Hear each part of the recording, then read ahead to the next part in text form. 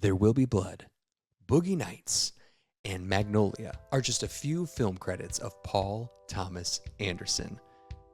This past weekend, a movie 20 years in the making hit theaters. That movie's title, One Battle After Another. Was it worth it? We'll discuss. Spoiler free.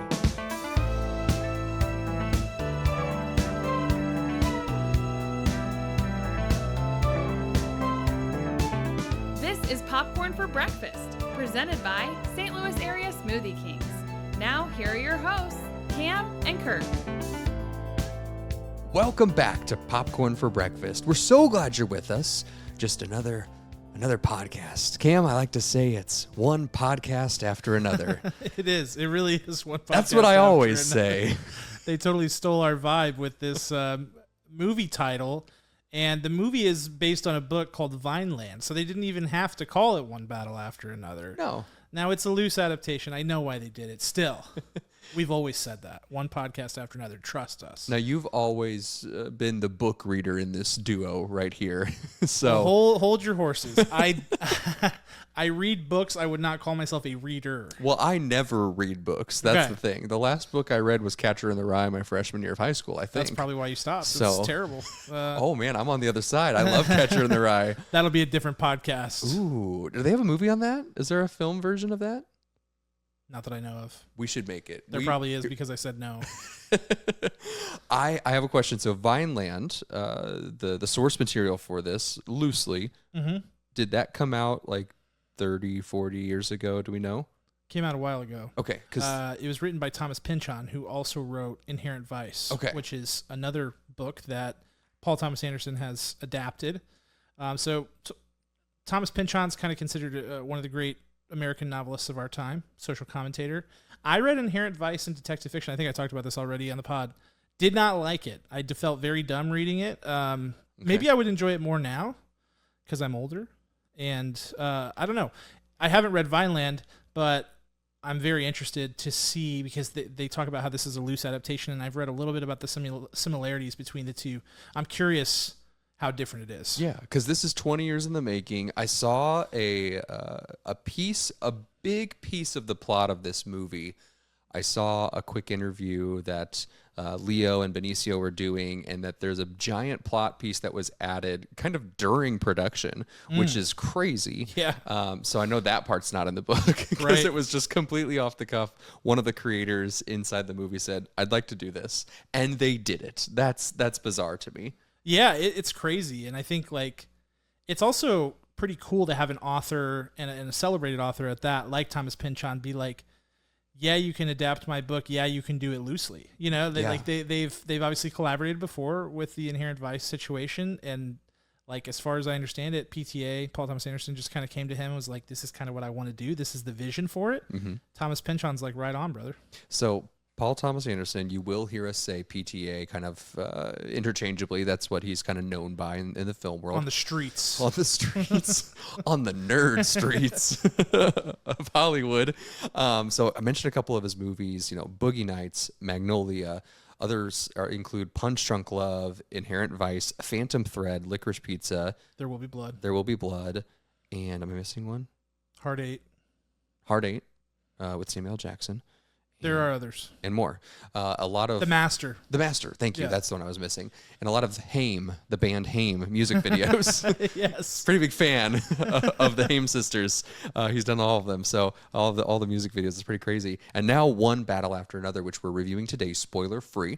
We have 5 different categories we're going to chat through to give you a structure if you should go see this movie, or if it's something that you're interested in or curious about, or maybe you're a Paul Thomas Anderson hater and you're like, I'm going to go watch this movie. I don't know, wherever side of the coin you are, we're interested to see where you land if you hit this up in theaters. We definitely hit it up in theaters, and we'll talk about our experience. So the 5 categories, and the Oscar goes to, that's our best acting category, Scene Stealer. Who was next in line? How about Showstopper? Something in the movie that made you stop and just clock it, as the Gen Zers say. Is that right, Cam? Clocked. It's not clocking to you that I'm standing on business, Kurt. Whoa. And you're about to find out. Oh, man. You're about to find out. You're speaking a different language. Shout out to the Beebs. Director's Shoes, where we give notes on what we would have changed about this film, any part of it, any aspect of it. And Last Looks, that's an industry term about right before the film says the film itself. The director calls action. It's the final piece of the puzzle before you hit go.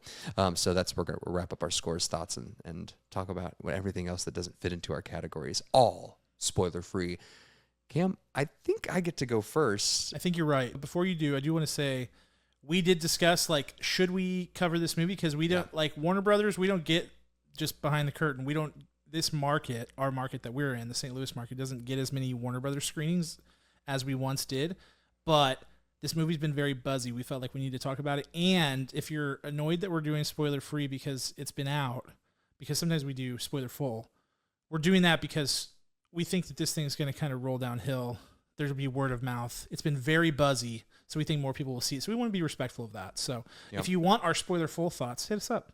Discord, whatever. We'll chat with you anytime. Yes, Cam's phone number is 555. Yes, like a 90s sitcom.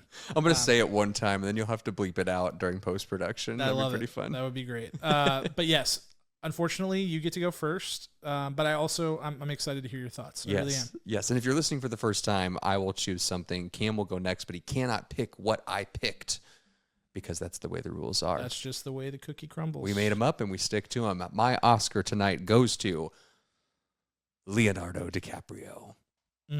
Oh, my goodness. Mm-hmm. I just want to keep saying on every podcast that I feel like I have a lot of similarities to Leo. You're manifesting. I'm manifesting. I like that. I feel like the shape of our head, I think we have very similar Irish heads.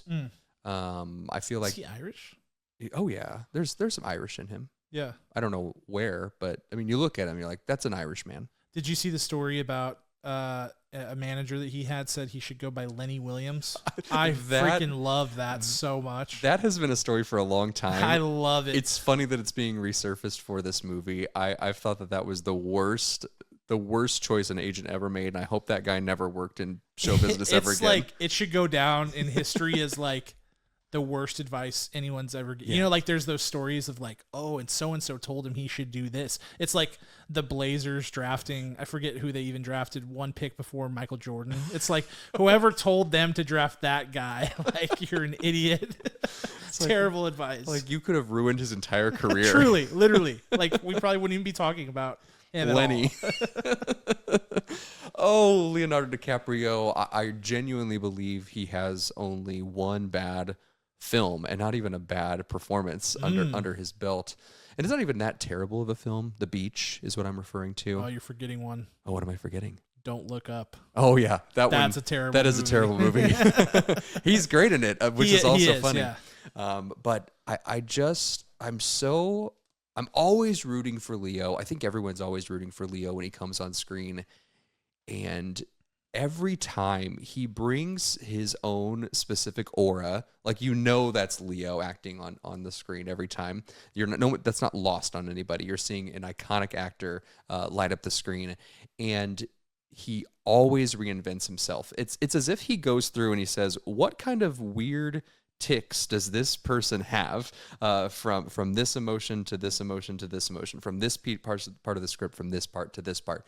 Everything is so careful to be presented to the camera in such a specific way. And then also he leaves all of this room to be able to listen to the other actors in the space with him whenever there is someone there, to be able to play so organically off of them that he's listening just intently and responding and creating. It's just... It's the perfect nonsense that people who have never acted in their life, that is exactly how you craft a character. It's the masterclass that one day, when Leo is gray in his hair, long from now, where he's doing those masterclasses in acting, and you'll see really him peel back the onion and show us what it's all about. Absolutely no other choice for me but Leo for this round. I'm going to put you on the spot.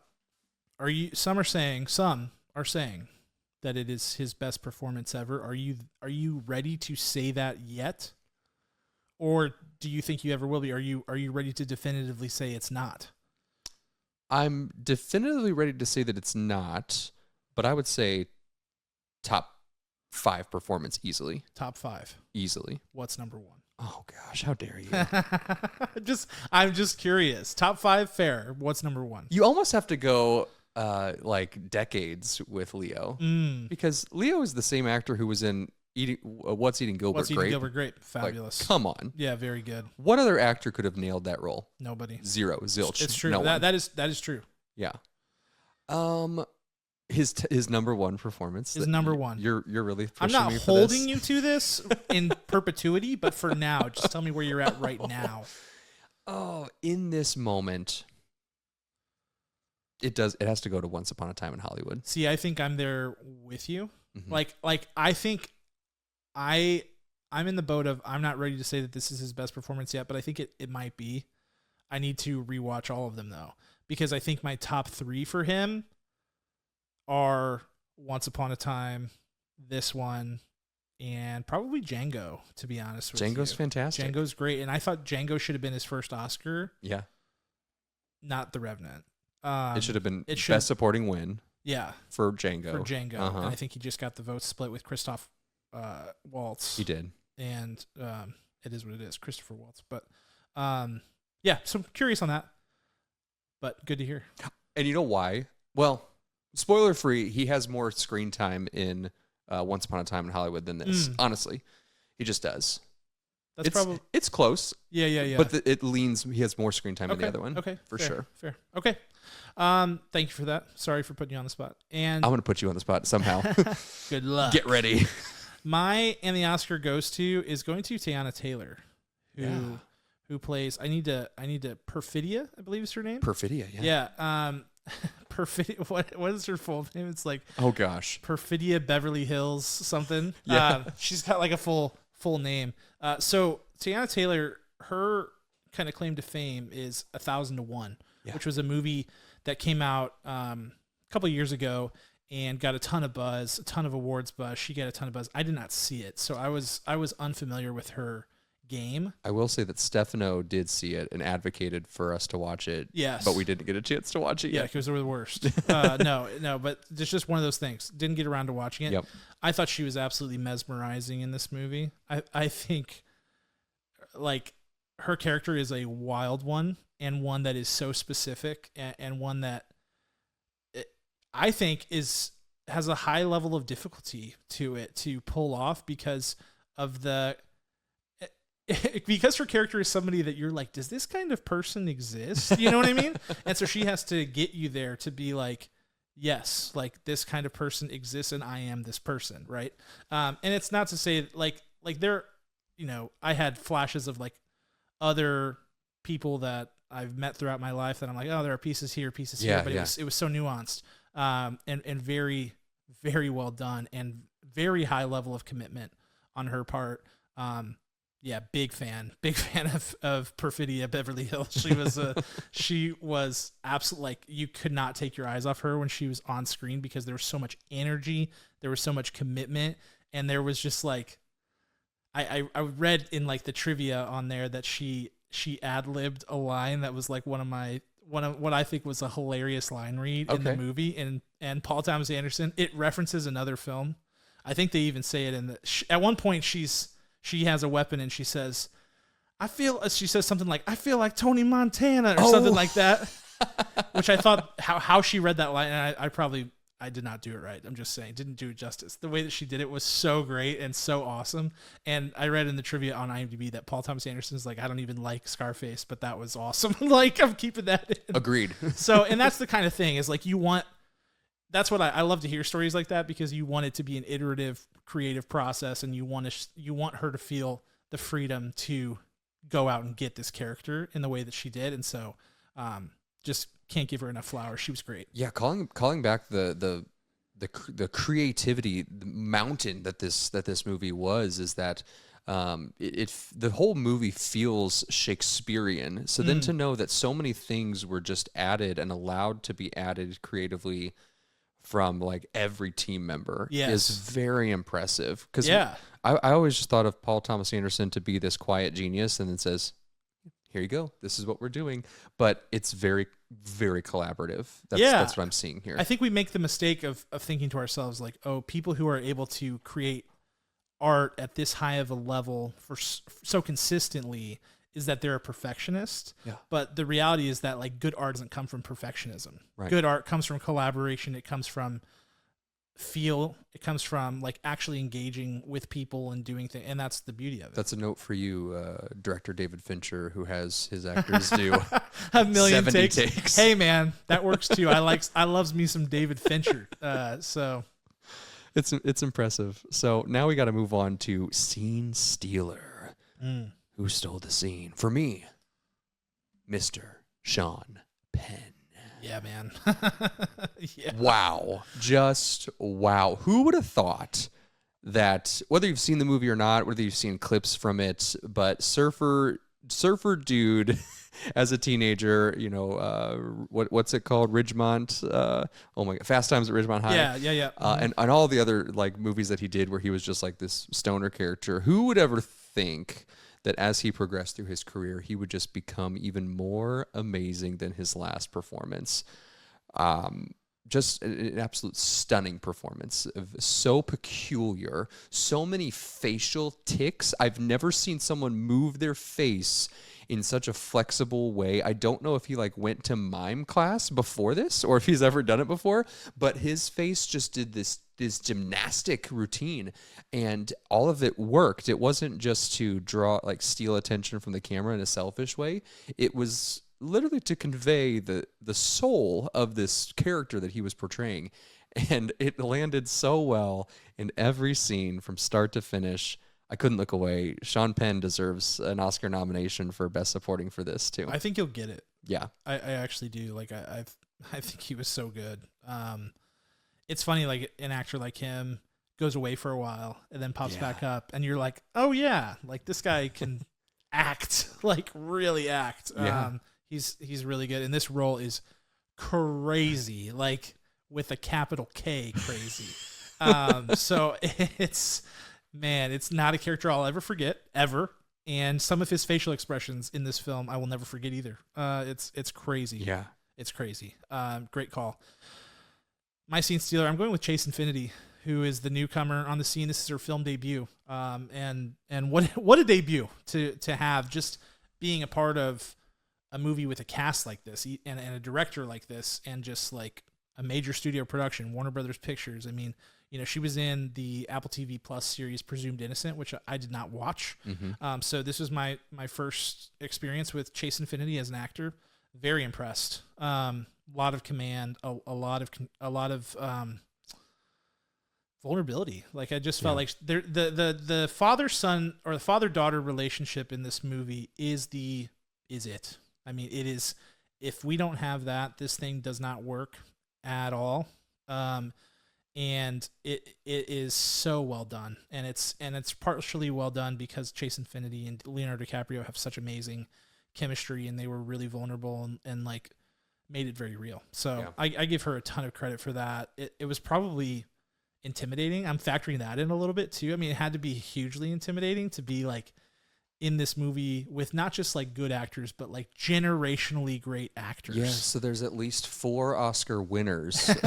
Yeah, right? Just like in the room with her at any given point. Seriously, like crazy. And people who like are in this because they want to make really high quality art. Yeah. You know what I'm saying? Like they're there to like win. This is the like equivalent of like being drafted onto a Super Bowl champion team and expecting to produce, you know, like the day of the Super Bowl. Yeah. Like it's huge. And so I give her a ton of credit for that.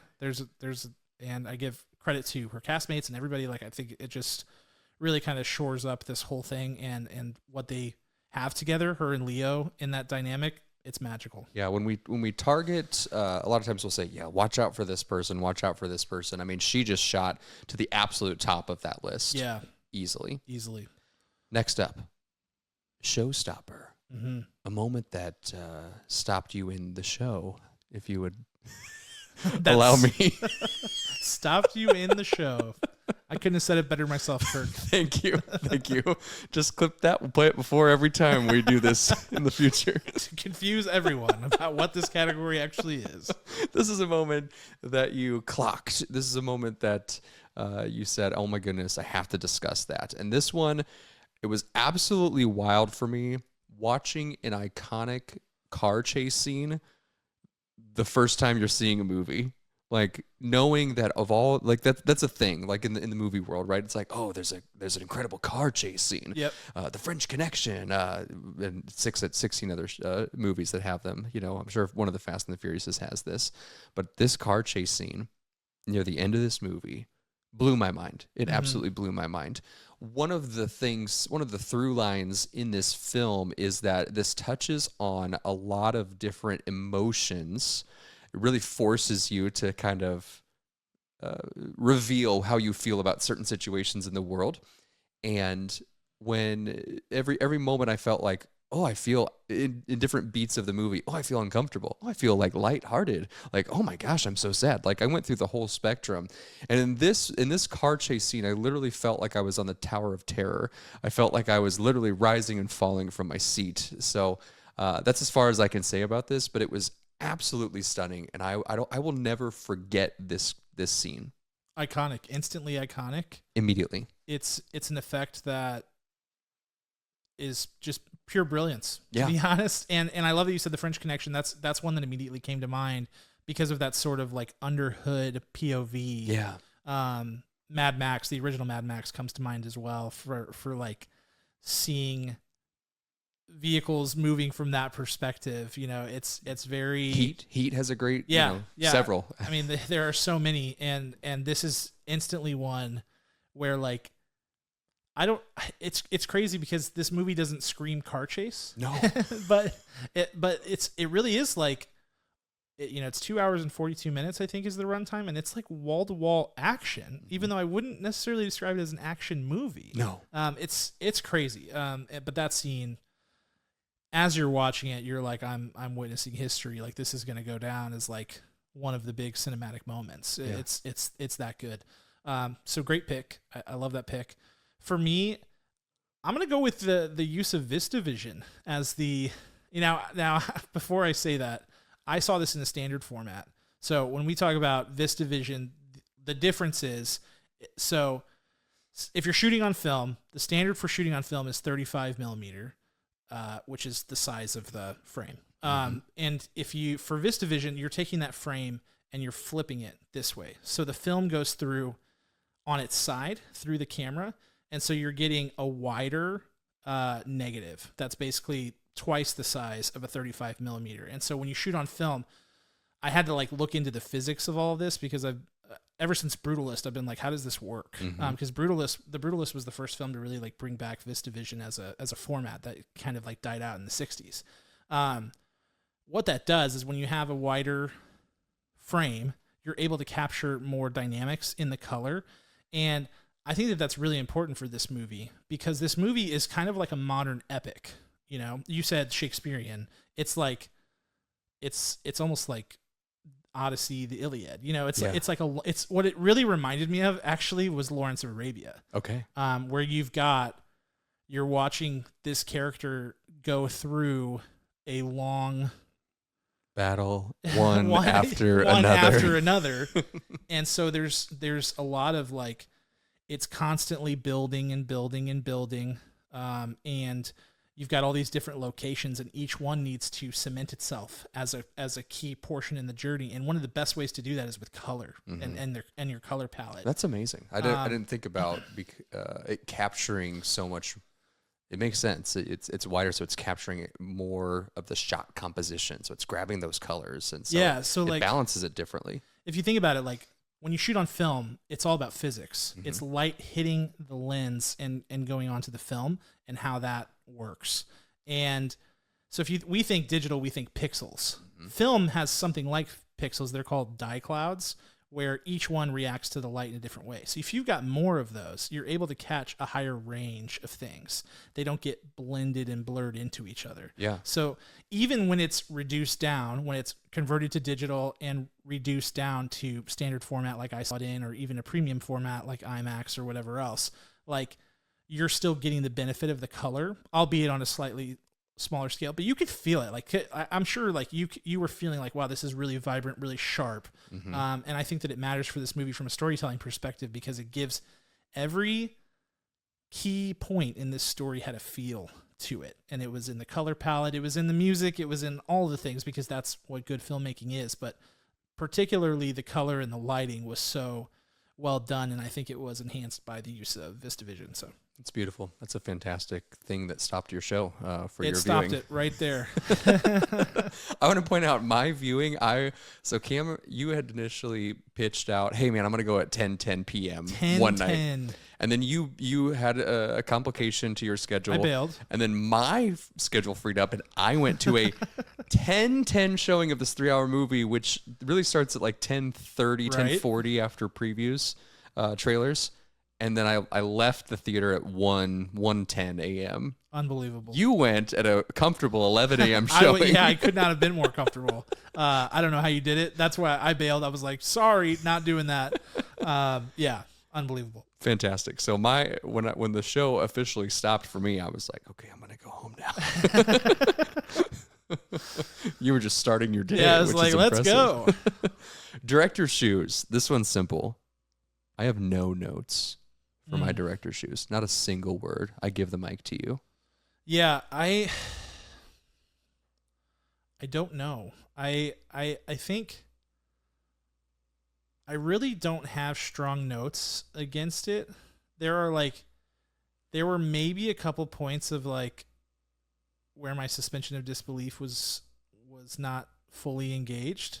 But I really don't have anything specific. I think it's pretty freaking tight. Like I mean, like I tried to think of things that I think were wrong, and I don't really have many of them, to be honest with you. I think it really just comes down to like the subjective nature of film criticism, which is like, yeah, okay, so it was technically really unbelievably well done, but how did you feel about it? And that's kind of, I think, where the score variations come in, because I do think it's important to call out, well, since we have this time where we're not actively criticizing the movie, this movie, before we saw it, we saw a lot of buzz about this is the greatest movie to be released by a major studio in 20 years. People saying this is going to sweep the Oscars. I mean, I don't know about you. I saw tons of praise that I'm just simply not used to seeing about movies. I was like, we're talking crazy about this movie. We're talking Everything Everywhere All at Once praise. Dude, it was like more than that almost. Yeah. Like, yeah. Like in the same, like Everything Everywhere All at Once, people were like, this is going to win the Oscar. Yes.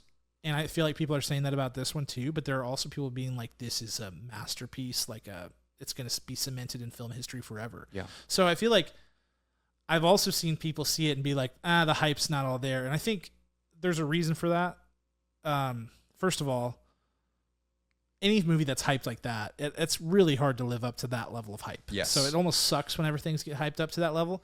But the other thing, and I found myself in this for the first like hour of the movie, is like when I hear something hyped to oblivion, I'm thinking this is something groundbreaking in the sense of it's never been done before. Mm-hmm. Nothing like this has ever been made and done. And that may be true about this movie, but it's not true in the way that I think people expected it, in the way that I was expecting, which is like, this is going to be super avant-garde, experimental, crazy, weird.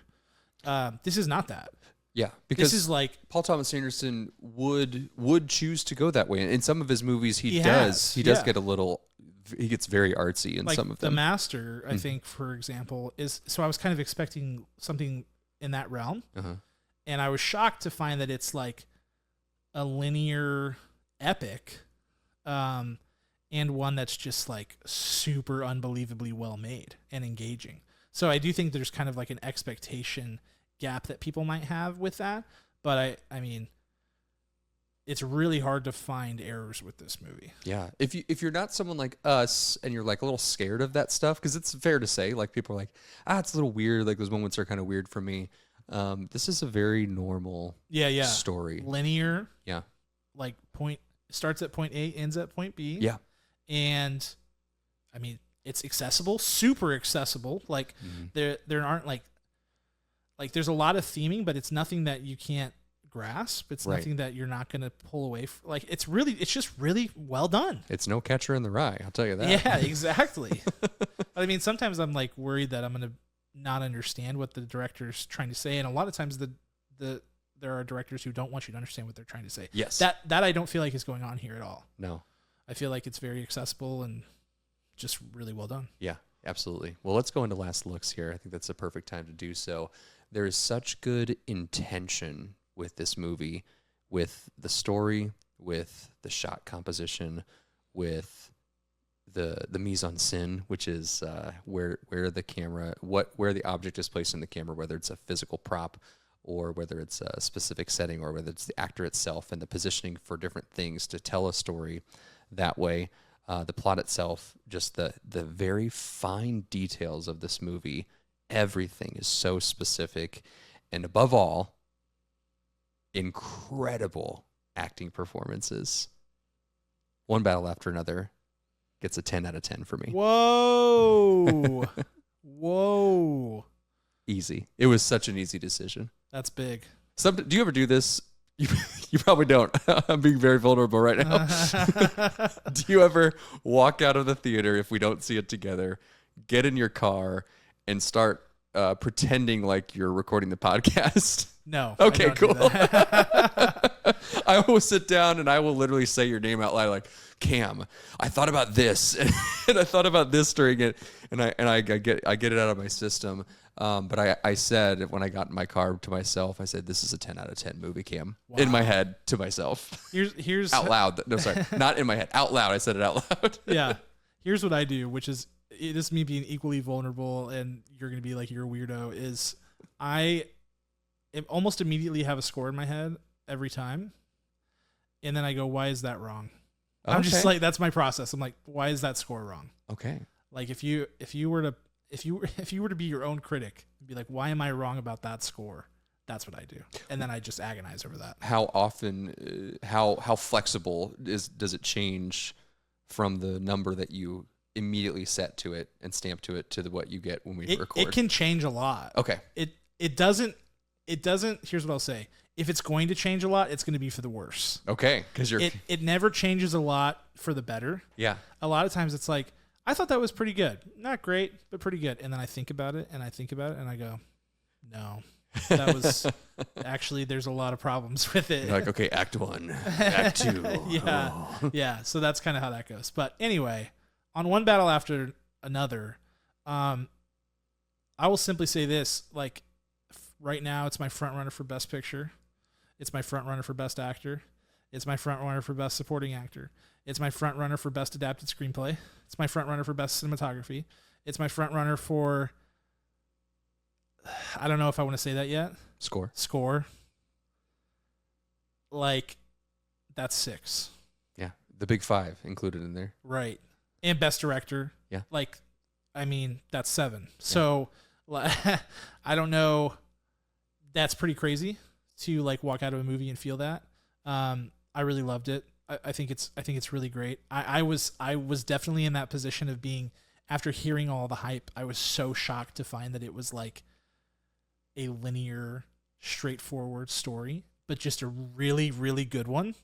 But I mean, you look at this thing and it is, I don't want to be like, this thing isn't groundbreaking. It is. Like, don't get me wrong. Yeah. Because of what it's doing from a genre perspective, I feel like it's very groundbreaking because it feels like so many different things. And it is so many different things.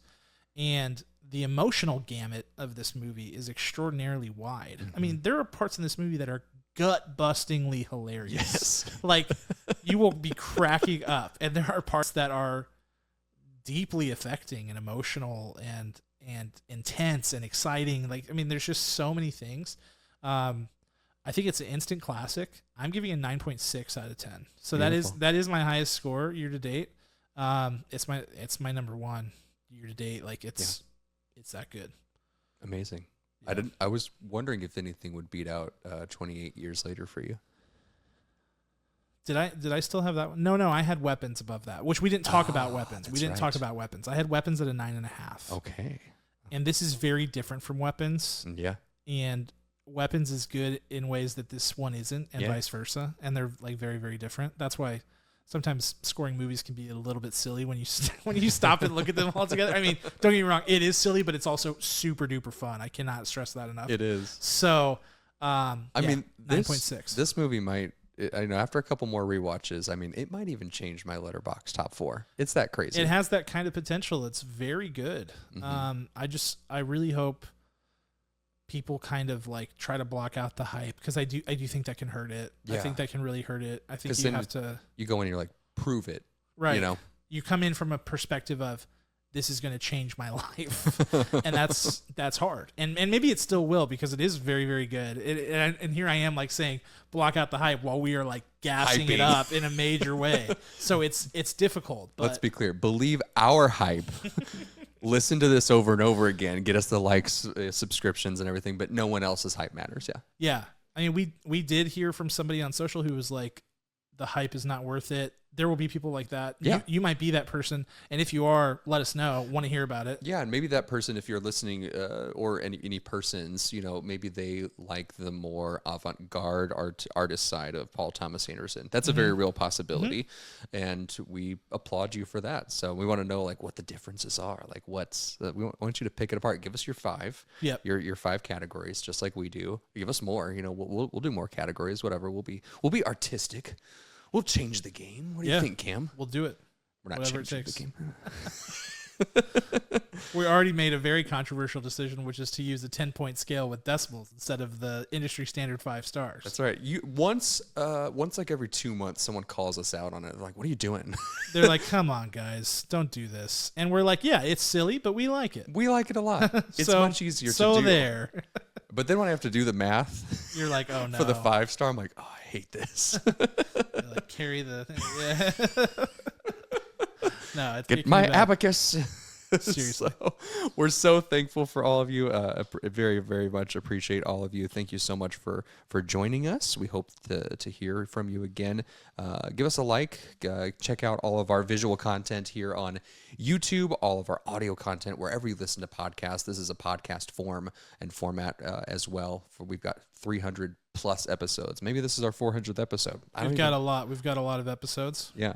Visual, audio, and written content on our website at popcorn4breakfast.com. That's popcorn4breakfast.com. Yeah, we'll have a review of The Smashing Machine coming to our website this week. I got a chance to check it out tonight. So if you're interested in Benny Safdie, Dwayne The Rock Johnson, I think he dropped The Rock, Emily Blunt, He'll always be The Rock. I'll have some thoughts on that. So stay tuned. Yes, a special shout out and thank you to Ryan Spriggs of the band Rhetoric for our music, to St. Louis Area Smoothie Kings, our title sponsor. Thank you for all of our listeners and viewers. We'll talk to you soon. See ya.